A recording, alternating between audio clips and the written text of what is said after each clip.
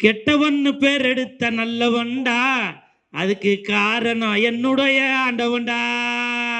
நிறைய பேர் கேட்டீங்க, என்ன சீக்கிரம் வந்துட்டீங்க, என்ன சீக்கிரம் வந்துட்டீங்க, இருக்க வேண்டியதானே, ஏன் வந்துட்டீங்க அப்படின்னாங்க.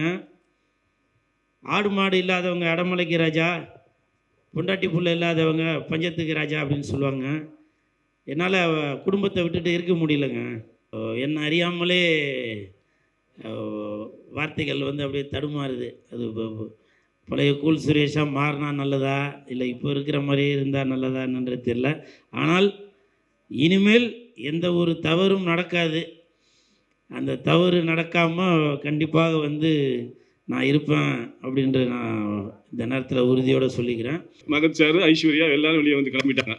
என்னென்னா நான் ஒரு டாக்குமெண்ட்டில் சைன் பண்ணுமா, இப்படி ஒரு இது வந்து பாலிடிக்ஸ் வந்து மகத்து பண்ணுறான். என்கிட்ட சொல்கிறான், ஒன்று வந்து படத்தை நான் முடிஞ்ச நீ உன்னோட கண்டென்ட் ஒரு இதை வெளியே அனுப்ப மாட்டேங்கிறான். அவன் எப்படி பேசுகிறான்னு எனக்கு புரியவில்லை. அவரை நம்பி தான் நான் படம் பண்ணுறோம். இப்போ வந்து நம்ம ட்ரெண்டிங் சூப்பர் ஸ்டார் குல் சுரேஷ் அவர்களை ஒரு சில வார்த்தைகள் பேசுமாறு அன்போடு அழைக்கிறோம். யூடியூப் சூப்பர் ஸ்டார் குல் சுரேஷ் அண்ணே, நிறைய ஸ்டார்ண்ணே, இன்னும் பெரிய ஸ்டாராக வரணுண்ணே. Thank you so much. தானே ஒரு 2 வார்த்தைகள்.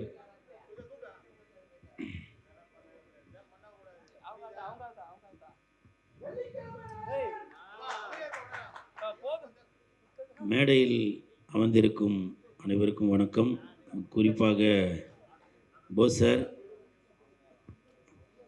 திருமலை சார் என்னை பற்றி பேசுனது மிக்க நன்றி சார். நான் என்றைக்குமே உங்களுடைய மாணவன், அதை ஞாபகத்தில் வச்சுருக்கேன் சார். உதயா சார், அவங்களாம் என்னை பற்றி பேசுனதில் ரொம்ப சந்தோஷம். மற்றும் கேமராமேன் இனியன் சார், கதிர், இன்னும் நிறையா பேர் இருக்காங்க. ஏற்கனவே டைம் ஆகி போச்சு, பேசிகிட்டே இருக்க வேண்டியதான். அவர்கள் அனைவருக்கும் வணக்கம். பத்திரிகை நண்பர்கள், ஊடக நண்பர்கள், இணையதள நண்பர்கள் அனைவருக்கும் வணக்கம். மேடையில் பேசி கைத்தட்டல் வாங்குகிற அளவுக்கு நான் பெரிய பேச்சாளர் இல்லை. அதனால் தயவு செஞ்சு நீங்களே ஒரு தடவை கைத்தட்டிடுங்க. இந்த கைத்தட்டல்கள் அனைத்தும் கெட்டவன்னு பேர் எடுத்த நல்லவன் சார் இந்த படத்தோட டீமுக்கு தான் போய் சேரும். நான் இது வரைக்கும் எவ்வளோ மேடையில் ஏறி இருக்கேன். ஆனால் இந்த மேடை வந்து எனக்கு வந்து ரொம்ப ஸ்பெஷல். அதுக்கு காரணம், நான் பிக் பாஸ் போயிட்டு வந்ததுக்கு பிறகு நான் மேடை ஏற முதல் மேடை இந்த மேடை.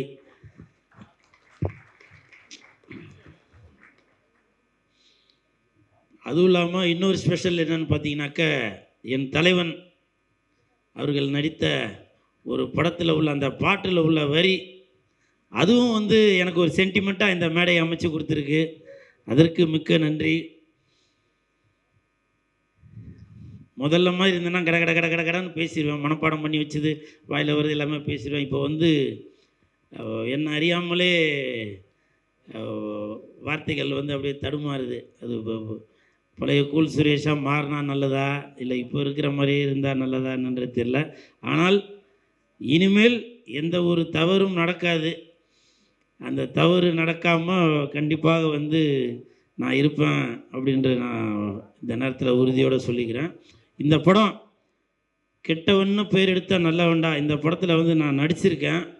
ஸோ இதுவும் இன்னொரு ஸ்பெஷல். நான் வெளியில் வந்ததுக்கப்புறம் நான் நடித்த படத்துக்கும் நான் வந்து ஆடியோ ரிலீஸ் ஃபங்க்ஷனுக்கு வந்திருக்கேன் அப்படின்றது அதுவும் எனக்கு வந்து ரொம்ப சந்தோஷமாக தான் இருக்குது. பொதுவாகவே எதிர்பார்ப்பீங்க, கூல் சுரேஷ் வந்திருக்காரு, படத்துக்கு எதனா ஒரு ப்ரமோஷன் பண்ணுவார் அப்படின்னு. கொடுப்பா.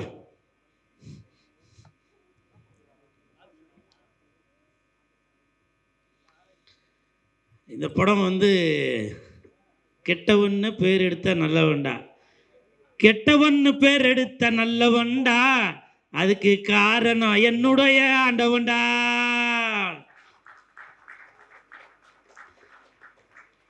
உண்மையிலே இவங்களோட தயவால தான் நான் இந்த ஸ்டேஜில் இருக்கிறேன். கெட்டவன்னு பேர் எடுத்த நல்லவன்டா, அதற்கு காரணம் என்னுடைய ஆண்டவன்டா. ஆண்டவன் சார், அந்த வாடா போடான்ற கூட வேணாம், ஏன்னா அந்த மரியாதை குறைச்சலான வார்த்தைகள் வேண்டாம் அப்படின்ற ஒரு மனப்பான்மையில் தான் நான் இருக்கேன். கூட்டம் கூட்டம் கூட்டம், எப்படி கூட்டம் கூட்டம் கூட்டம், இவங்க தமிழுக்காக வந்த கூட்டம். அதனால் இந்த படத்தில் வந்து நான் நடித்ததில் வந்து ரொம்ப எப்படி சொல்கிறதுனே தெரில, வார்த்தைகளே வரல. ஏன்னா டைரக்டரும் ப்ரொடியூசரும் இந்த படத்துக்காக ரொம்ப மெனக்கெட்டுருக்காங்க, ரொம்ப மெனக்கெட்டாங்க. அதெல்லாம் கண்கூடாக தான் பார்த்துட்டு இருந்தேன். நம்மளும் நடிகராக இருக்கிறதுனால எதுவும் பேச முடியல. அதனால் இந்த டீமுக்கு என் மனமார்ந்த வாழ்த்துக்கள். எனது நண்பர் மகத் அவர்கள் நடிச்சிருக்காங்க. சாங் பார்த்தேன், ட்ரைலர்லாம் பார்த்தேன், நல்லா நடிச்சிருக்கீங்க மகத். உங்களுக்கு என் மனமார்ந்த வாழ்த்துக்கள். அப்புறம் நிறையா பேர் இவ்வளோ நாளாக எனக்கு இருந்த ஆடியன்ஸ்லாம் பார்த்தீங்கன்னா தலைவா தலைவா அப்படின்னு கூப்பிடுவாங்க.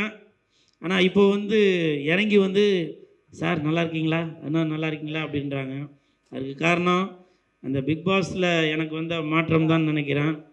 நிறையா பேர் கேட்டேங்க, என்ன சீக்கிரம் வந்துட்டீங்க, என்ன சீக்கிரம் வந்துட்டீங்க, இருக்க வேண்டியதானே, ஏன் வந்துட்டீங்க அப்படின்னாங்க. ஆடு மாடு இல்லாதவங்க அடமலைக்கு ராஜா, பொண்டாட்டி புள்ள இல்லாதவங்க பஞ்சத்துக்கு ராஜா அப்படின்னு சொல்லுவாங்க. என்னால் குடும்பத்தை விட்டுட்டு இருக்க முடியலங்க. ஏன்னா நான் கல்யாணம் பண்ணுறதுக்கு அவ்வளோ கஷ்டப்பட்டேன். சினிமாக்காரன்னு சொல்லி பொண்ணு கட்டுறதுக்கெலாம் நிறைய பேர் யோசித்தாங்க. அப்படி இருந்தோம் எனது தாய் மாமன் நானும் ஒரு குடும்பஸ்தன் ஆகணும் அப்படின்ற ஒரு எண்ணத்தில் எனக்கு ஒரு கல்யாணத்தை பண்ணி வச்சு இன்றைக்கி அழகு பார்த்துட்ருக்காரு.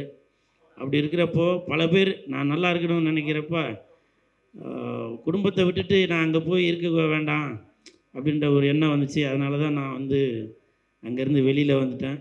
அதனால் என் மீது நம்பிக்கை வச்சு எனக்கு சப்போர்ட் பண்ணிய அனைவருக்கும் என் மனமார்ந்த நன்றி. இந்த படம் கண்டிப்பாக பவுல் சார் உங்களை மறக்கவே முடியாது சார். ஏன்னு கேளுங்க, எனக்கு பணம் தர வேண்டிய பேலன்ஸ்லாம் இருந்துச்சு. நான் ஒரு ஃபோன் பண்ணேன், உடனே கொடுத்துட்டீங்க. மிக்க நன்றி, மிக்க நன்றி. ஏன்னா இப்போது என்னோடய சூழ்நிலை என்னன்றது உங்களுக்கு தெரியும். ஆனால் கேட்ட உடனே சரிங்க இது போய் நம்பர் கொடுங்க அப்படின்னு சொல்லி உடனே வந்து அனுப்பிச்சி வச்சார். ஸோ அந்த பவுல் சாருக்கு என் மனமார்ந்த நன்றி.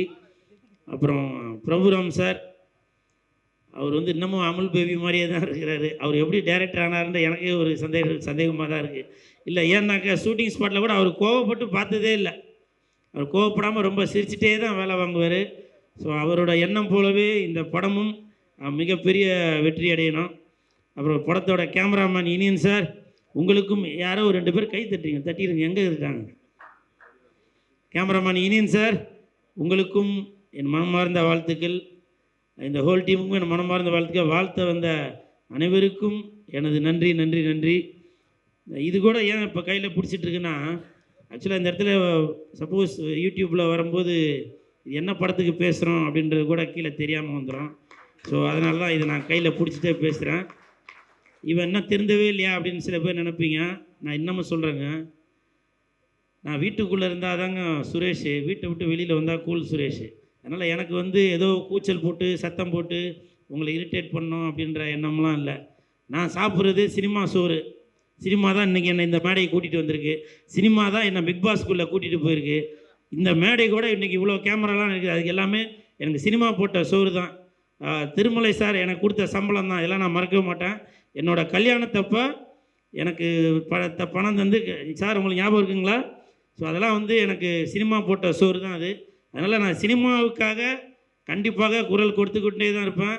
என்னோட ரத்தம் நாடி நரம்பு எல்லாமே ஒரு பக்கம் சிம்பு சார், ஒரு பக்கம் சினிமா தான். அதனால் மறுபடியும் இதில் கையில் எடுத்துட்டேன் அப்படின்னு நினைக்க வேணாம். இந்த இடத்துல ஆக்சுவலாக எதனா போர்டு கீடு எதனா இருந்துச்சுனாக்கா இதை நான் கீழே வச்சுருப்பேன். ஆனால் இந்த படம் முடிகிற வரைக்கும் இது நான் தோளில் தான் வச்சுருப்பேன்.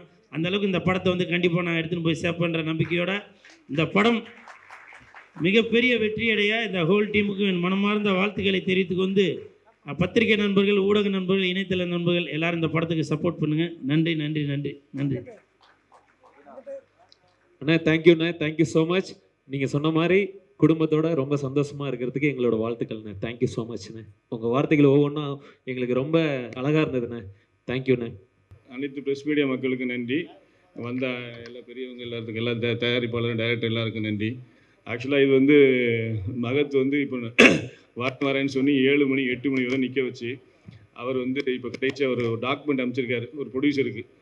நாங்கள் வந்து 15 லட்ச ரூபா அக்ரிமெண்ட் போட்டு சைன் பண்ணியிருக்கோம். சார் வந்து எனக்கு இப்போ ஒரு அக்ரிமெண்ட் அமைச்சிருக்காரு. நான் வந்து அவனுக்கு சைன் பண்ணணுமா டாக்குமெண்ட் அமைச்சிருக்கேன். ஏற்கனவே அவர் வந்து 2021 நாங்கள் வந்து படத்தை இது பண்ணி ஒரு ஷூட்டிங் ஃபைனல் கிளைமேக்ஸ் வரும்போது சார் வரல.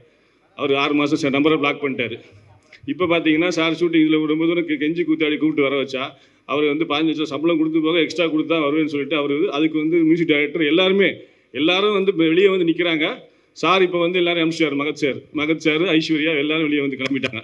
என்னென்னா நான் ஒரு டாக்குமெண்ட்டில் சைன் பண்ணுமா, இப்படி ஒரு இது வந்து பாலிடிக்ஸ் வந்து மகத்து பண்ணுறான். என்கிட்ட சொல்கிறான் ஒன்று வந்து படத்தை நான் முடிஞ்ச நீ உன்னோட கண்டென்ட் ஒரு இதை வெளியே அனுப்ப மாட்டேங்கிறான். அவன் எப்படி பேசுகிறான்னு எனக்கு புரியவில்லை. அவரை நம்பி தான் நம்ம படம் பண்ணுறோம். ஒரு ஹீரோ நம்பி படம் பண்ணுறோம். ஹீரோக்காண்டி தான் இவ்வளோ கஷ்டப்பட்டு காசு போட்டு படம் பண்ணுறோம். எதுக்கு அவர் என்ன பிரச்சனைன்னு கூட நம்மகிட்ட எங்கிட்ட பேச மாட்டேங்கிறாரு. ஆனால் எல்லார்ட்டையும் உட்காந்து தேவையில்லாத வார்த்தை விட்டுட்டு இருக்காரு. இது என்ன சொல்லணும்னு தெரியல எனக்கு. ஏன்னா இது ஏதாவது இதுக்கு ஏதாவது நானும் ரொம்ப அன்லிமிட்டடாக போயிட்டு ரொம்ப 2 வருஷமாக இதுக்கு முன்னாடி லாஸ்ட்டாக ஆக்சுவலாக சிம்பு சார் வந்து இந்த படத்தை வந்து டைட்டில் லான்ச் ஃபர்ஸ்ட் லுக் எல்லாமே பண்ணார். இப்போ பார்த்தீங்கன்னா சிம்பு சாரோட படத்தை நேம் யூஸ் பண்ணக்கூடாது சொல்லி 30 கோடி நஷ்டேடி வழங்க சொல்லி ஒரு டாக்குமெண்ட் கொடுத்துருக்காங்க. இதே நான் வாங்கிட்டு உட்காந்துருக்கேன். ஒரு 1.5 வருஷம் ஆகி போச்சு. இந்த படத்தை வந்து ஃபைனல் முடிச்சு காப்பி எடுத்து வச்சுக்கிட்டு நானும் போராடிட்டு இருக்கேன். சென்சார் பண்ணி எடுத்து கொடுத்தேன். சென்சார் கட்டை கொண்டு போய் காமிச்சோன்னு அதை பார்த்துக்கிட்டு ஒரு பஞ்சாயத்து பண்ணுறாங்க. படத்தை ரிலீஸ் பண்ண விடாமல் அவ்வளோ வேலை பார்க்குறாங்க. எனக்கு என்ன அவர் ட்ரை பண்ணுறான்னு தெரிய மாட்டேங்குது. ஒரு ஓப்பனிங் சாங் மட்டும் பண்ணாமல் வச்சுருக்கோம். ஏன்னா அந்த பாட்டு சிம்பு சார் வச்சு பாடியிருக்கோம். இப்போ அந்த சாங் ரிலீஸ் பண்ணல. இப்போ ரிலீஸ் பண்ணால் அப்புறம் 30 கோடி நஷ்டம் நான் எங்கே கொடுக்குறது? நாங்கள் என்ன அவ்வளோ பெரிய தயாரிப்பாளரா?